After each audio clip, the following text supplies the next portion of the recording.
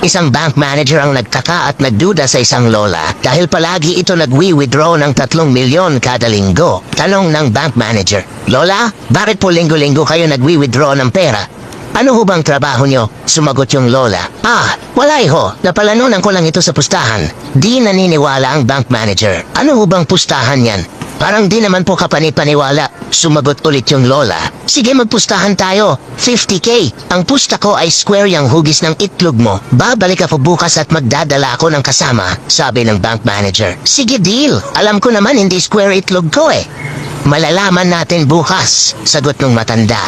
Kinabukasan bumalik ang lola at may dalang kasama. Hinubad na ng bank manager ang kanyang pantalon. At hindi hugis square ang itlog nito kaya binigyan ng lola ng 50K ang manager. Sabi ng bank manager, "Paano ho kayo nagkakapera dun, talo naman kayo?"